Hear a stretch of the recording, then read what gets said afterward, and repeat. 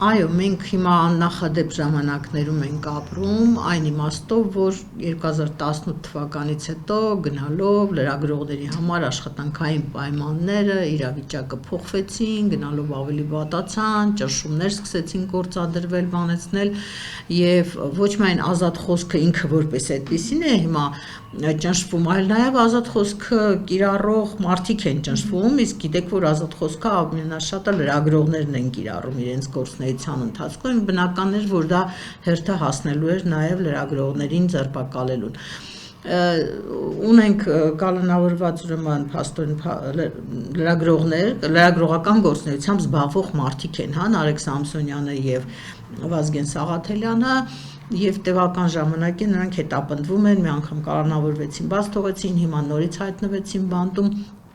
Գիտեք, փաստ է, որ այս իշխանությունը զերծ չի մնում տարբեր ճնշումներ գործադրելուց եւ մի տեսակ այնքան բոլոր ռուբիկոնները հատել է արդեն, հայտնվել է մի վիճակում, որ ընդունակ է ամեն ինչի։ Հիմա որ ասենք հիմա այս պահին ինչ որ մեկը մտնի ասի դուք կալանավորված եք ու ինձ տանի, ես բացարձակ չեմ զարմանա, որովհետեւ այդպիսի մի ժամանակում ենք մենք հայտնվել։ Դրա այդ շարքի մեջ է նաև տեղավորվում այն, որ ոչ մի պետության ղեկավար մինչև օրս որևէ լրատվամիջոցի դատի չի տվել։ Նախկին նախագահները տվել են, պատահել է այդպիսի բան, ընդ որում հաճախ իրենք չեն տալիս, նույնիսկ իրենց ընտանիքի անդամներն են տալիս, որ իրենց անունը շատ չշոշափվի, բայց այս իշխանությունը փաստորեն ոչ մի զսպանակ, ոչ մի սահման, ոչ մի կարմիր գիծ եւ որ ամենացավալին է, հենց ինքը մարդ է, որը նախկինում խմբագիր է աշխատել, ինքը հալածվել է ազատ խոսքի համար, ինքը նաեւ պայքարել է, որպեսզի ազատ խոսքը Հայաստանում կայանա, հիմա ինքը հակառակ ճամբարում է հայտնվել եւ պայքարում է մեր դեմ, ուզում է մեզ զրկել այդ տարական մեր գործունեության հնարավորությունից, այնպես անել, որ չքննադատենք, չխոսենք իրենց սխալների մասին, չներկայացնենք հանրությանը, թե ինչ է կատարվում երկրում հիմա։ Ստացվում է, որ հիմա այն իշխանությունը, որում Նիկոլ Փաշինյանը ինքն է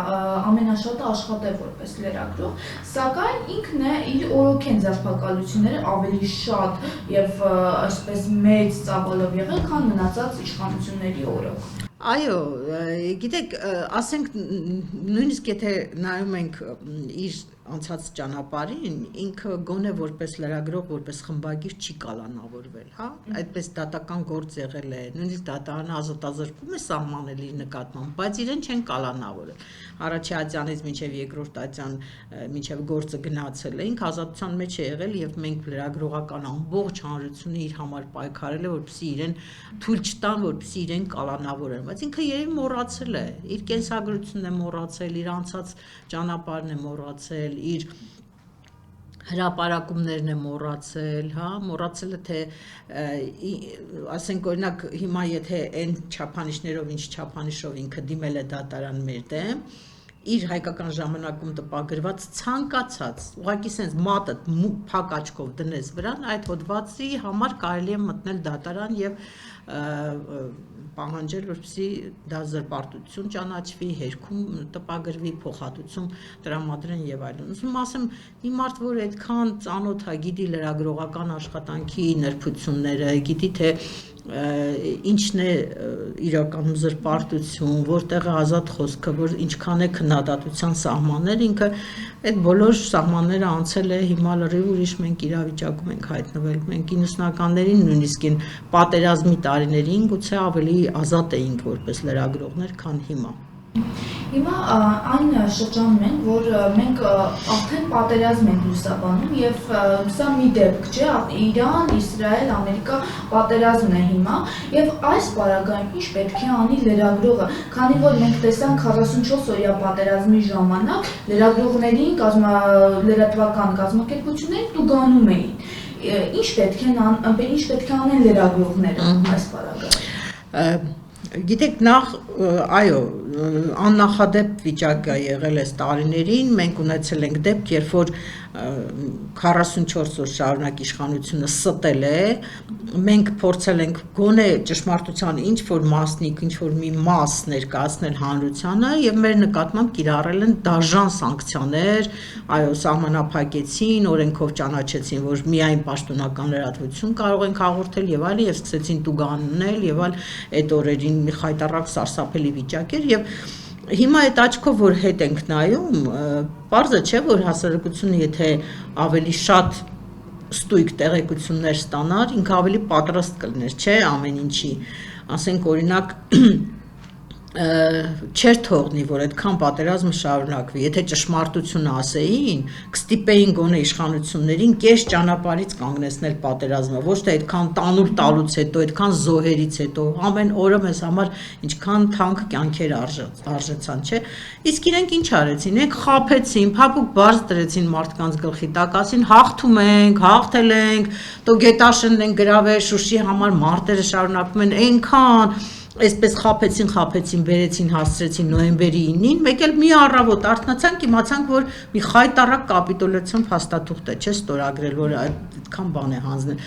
Այս իշխանության ոճն է դա, հա, այնքան խափել, մինչև հույս ունենալ, որ միտեղ կպլստա, միտեղ կխուսափի պատասխանատվությունից եւ այլն։ Հիմա նույնը վերաբերում է այսօրվա վիճակին։ Երեք լսում եմ ազգային ժողովի հարց ու պատասխանը։ Միկին կարծեմ ինչ լիլի չգիտեմ ինչան, հա, падգամավոր կոչված առաջարկում է խրոխտ տոնով միկրոֆոնից բարձրաձայն առաջարկ է անում Սուրեն Պապիկյանին, ասում է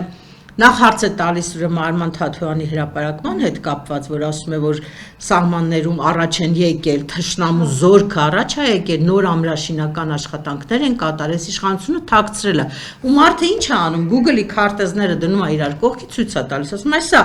2024 թվի վիճակն է, սա 2025 թվի վիճակն է, այսինքն փաստը ակնառու ցույց են տալիս, սրանք ասում են սուտ ասում Թաթոյանը, սուտ ասում։ Հետո ինչ առաջարկում այդ աղջիկը, նախարարին առաջարկում, ասում է, եկեք ասում օրենքում փոփոխություն անենք, որ լրագրողներին պարտադրենք միայն պաշտոնական տեղեկություններ հրապարակել, իսկ ով որ չհրապարակի, դրա համար պատժվի։ Դուք հասկանում եք ինչ է նշանակում դա, նշանակում է զրկել հասարակությանը ճշմարտությունը իմանալուց, ակնհայտորեն ցույց տալ, որ իրանք կեղծում են, թաքցնում են ինչ-որ բան, չեն ուզում հասարակությունը իմանա, փորձում են օրենքով սահմանափակել մեր լրատվական գործունեության, սա գիտեք ինչ է, սա չգիտեմ, Ստալինի ժամանակներ ասեմ, Հիտլեր ասեմ, ինչի ուր ենք սրանով մենք ուր ենք գլորվում, էլի ուր ենք հասնելու այսպիսով։ Ու ես հավատում եմ, որ սա մի օր կլինի, որովհետև Սուրեն Պապիկյանի նման մեկն է, որը որ ոտից գլուխ թյուրիմացություն է, չէ, ինչ կապ ունես դու բանակի հետ, այդ պաշտոնի հետ, որ հայտնվել ես նեղ, ասում Ես համաձայն եմ ասում, եկեք աշխատենք այդ օրենքի նախագծի վրա, բերենք ընդունենք ազգային ժողովը, որ լրագրողներին արգելենք որևէ բան պաշտոնական տեղեկատվությունից բացի, պաշտպանական երևի նկատի ունի համակարգեր, բան դրա հետ կապված հրապարակելը։ Սա վերջն է ուղղակի։ Այսինքն եթե որը պաշտոնական չեղավ, այդ լրատվամիջոցներին կտուգանեն, կձերբակալեն, Այո, դուք պատկերացնում եք, մենք ոնց ենք աշխատելու այդ բարագամ։ Դա ինչ է նշանակում։ Դա նշանակում է, որ ի վերջո մենք ենք, չէ, մինչև մամուլը չի գրում, որ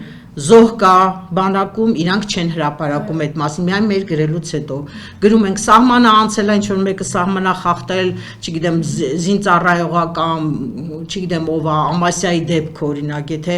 մենք հրապարակում չանեինք, էլի չէին խոստովանելու այդ մասին, հրապարակում գալիս են ադրբեջանական երգ են երգում, Հայաստանի հայ ժողովրդին նվաստացնում են, այդ էլ պետք է թույլ չտան ուրեմն, այդ բոլորը, այո, կդնեն այդ սահմանափակված բաների, դա խայտառակ մի հատ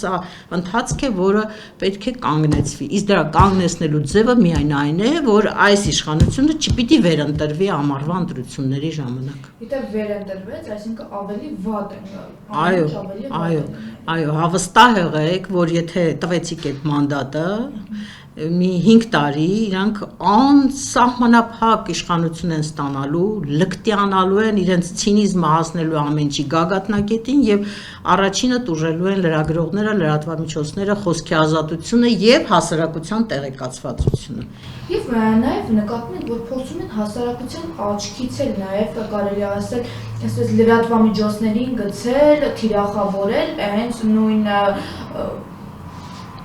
Պապիկյանը եւ մնացած ուրիշ քաղաքական գործիչներ իրենք են նկարում լրագրողներին եւ հրապարակում փորձում են հասարակության աչքին իրենց թոս փչել եւ ասել որ մեզ հետեւել, մեզ լսել լրատվամիջոցները ստում են։ Այո, իհարկե դա նոր երևույթ չի, իշխանությունը միշտ է աշխատել այդ ուղղությամբ, միշտ են փորձել վարկաբեկել, մեր խոսքը արժե զրկել, որպեսզի մարդիկ չհավատան մեր գրածին, այլ հավատան իրենց ստերին, հա, իրենց կեղծիքներին, բայց ես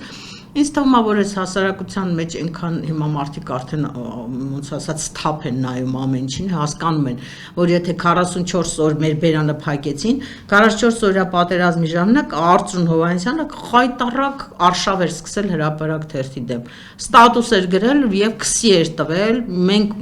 մի ահավոր վիճակում էինք, Facebook-յան էջը բանի տակ էր, ռմբակոծման տակ էր, մեզ զանգում էին, մեզ սպառնում էին եւ այլն, մեր բերանը փակելու որովհետև իրենց ոչ ցանկալի ճշմարտությունը ինչ որտեղից սպրդում էր, էլի, գալիս էր դաշտի, դա էր նպատակը։ Հիմա եթե սրանք մնացին, ես չգիտեմ, էլի սրանց դեմ ոնց ենք հետո պայքարելու։ Ի վերջո ինքը հասարակությունն էլ, հա, եթե հունիսին չկարողացավ ոչ ասել, հա, այդ կնշանակի, որ մեծամասնությունը կողմ են այս կեղծիքին, այս սահմանները Թուրքի առաջ բացելուն, այս քաղաքականության այս նվաստացած, այս sense շնորհակալություն հայտնելուն, հա, Ալիևին, կամ կողմ են, որ մեր գերիները դատվեն Բաքվում, այդ ամեն ինչին օքեյ է, հա, մարդիկ ուրեմն ասում են, որ մենք համաձայն ենք այս քաղաքականությանը, բայց պիտի դրա դեմն առնվի, չի կարելի սենց շարունակել։ Նաև Նիկոլ Փաշինյանը կանոն ձեզ դատի է տվել, ձեր դատական գործը ինչ փուլում է գտնվում եւ վճիռը երբ կհրապարակվի։ Արդյոք ակնկալում եք, որ դատարանը միգուցե ձեր օգտին վճիռը կայացնի, թե Նիկոլ Փաշինյանի ասած ժողովրդավարությունը հետ է նահանջել։ Դե իրոք շատ հետ է նահանջել ժողովրդավարությունից, մենք հիմա սարուձորերի տարբերություն կա, եթե տարիներ առաջ նույնիսկ ասեմ 18-ից հետո ինչ որ մի շրջան մեր դատական համակարգը շատ ավելի լավ վիճակում էր, հա, ոնց որ ասած ազատվել էին նախկին դիկտատից, նոր դիկտատը դեռ չկար, մի երկու տարի այդ ազատ շնչում էին դատավորները, բայց իրենք ինչ արեցին, վերցրեցին բոլոր ինքնուրույն դատավորներին, հեռացրեցին համակարգից, ընդունեցին, ցենզը իջեցրին դատավորների, հիմա ում ասես կարելի ասենք դպրոցական ուսանողական նստանից բերել, տանել դնել դատավոր սարքել եւ դրանք բոլորը կառավարելի հիմա համակարգ է դարձել իշխանության կողմից, այնպես որ այդ առումով հույսը փոքր է, բայց Էլի եմ ասում, որ չբացառենք, որ տենց 100-ից մի դեպքում կարող է հանկարծ բացառություն լինի եւ այդ կինը, որը քննում է մեր գործը, Նելի Հարությունյանը, որ բավականին այնց խաղաղ չեզոք տարել է դատական process-ը, բայց դա իհարկե ոչինչ չի նշանակում, հիմա մնում է, որ վճիռը մարտի 18-ին է լինելու, դե ինչ հնարավոր էր դատարանում, ես ինքս գնացել եմ, ներկայացրել եմ, մեր փաստաբանը, մեր փաստարկները շատ հստակ էին, իսկ իրենց ներկայացուցիչը